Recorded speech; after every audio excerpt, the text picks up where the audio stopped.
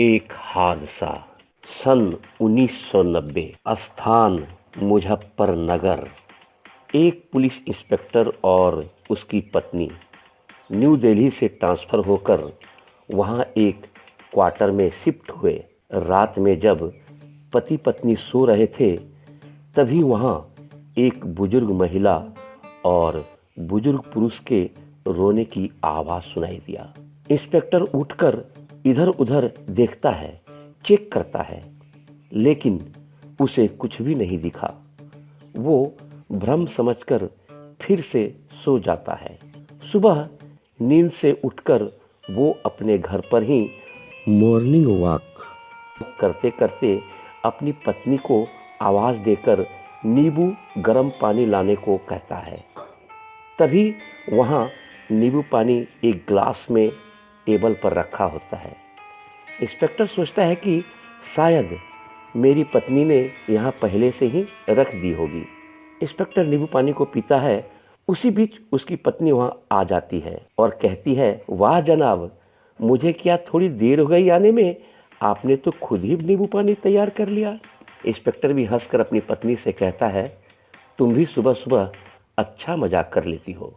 फिर पति तैयार होकर ड्यूटी ज्वाइन करने के लिए निकल जाता है। इंस्पेक्टर को जाते ही पत्नी किचन में आती है। वहाँ देखती है कि सारा किचन बिल्कुल साफ और सजा हुआ है। तभी कॉलिंग बेल बजता है। दरवाज़ा खोलती है। वहाँ कोई नहीं होता, लेकिन एक अजब सी खुशबू महसूस होती है और ऐसा लगता है कोई उसे छूकर अंदर प्रवेश किया। वो डर जाती है। पत्नी अपनी आप बीती पति को बतलाता है। इंस्पेक्टर को कुछ डाउट फील होता है, लेकिन वो नज़र अंदाज कर देता है और पत्नी को खाना लगाने के लिए कहता है।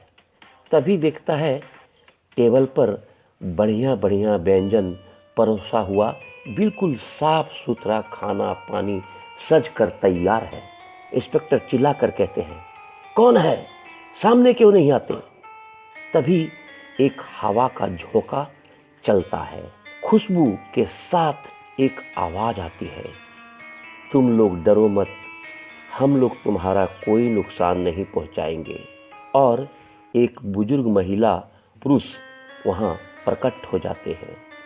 पति पत्नी घबराकर दोनों एक दूसरे की तरफ देखता है। वृद्ध महिला पुरुष इंस्पेक्टर को कहता है, हम लोग एक आत्मा है, ये घर हमारा ही था।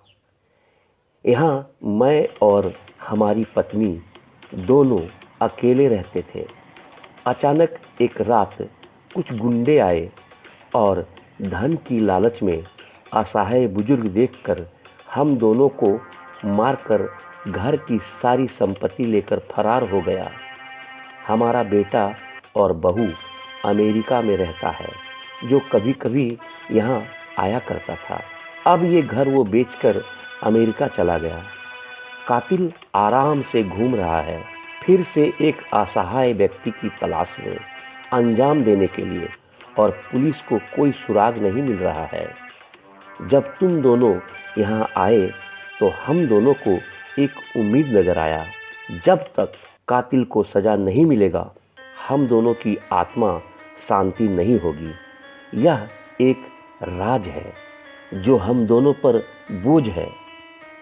कातिल कौन है, पुलिस गुमराह क्यों है।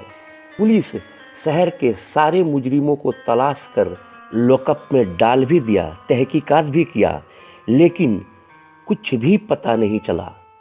और अंत में इस केस को आत्महत्या बतलाकर फाइल को बंद करके रख दिया। और मैं चाहता हूँ कि आप उस फाइल को फिर से ओपन करें और कातिलों को सज़ा दिलवाएं। मैं आपको इसमें मदद करूँगा। कातिल कोई पेशेवर मुजरिम नहीं है, ये अपने अगल बगल के सब्जी वाले, दूध वाले, कपड़े धोने वाले, पड़ोसी, इन सभी का एक ग्रुप है जो ऐसे असहाय बुजुर्ग और लाचार लोगों पर अपना नज़र टिकाए बैठे रहते हैं। मौका मिलते ही कत्ल करके घर से सारे संपत्ति लूट कर ले जाते हैं। ये सब सुनकर इंस्पेक्टर कुछ पल एकदम चुप सा हो जाते हैं। उसने अपने जीवन में कभी भी ऐसा केस नहीं देखा था। फिर जवाब में उन दोनों को भरोसा दिलवाया कि आपके फाइल को मैं रीओपन करूंगा और आपको इंसाफ दिलाकर रहूंगा।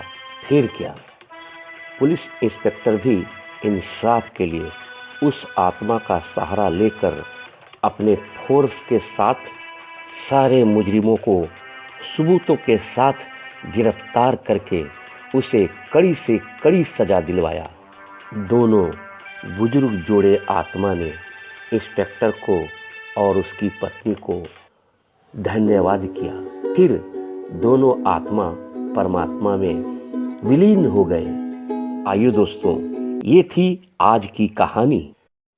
दोस्तों, सत्य को अगर जमीन में गाड़ भी दिया जाए फिर भी वो किसी न किसी रूप में बाहर आकर अपने सच्चाई को दिखा ही देती है।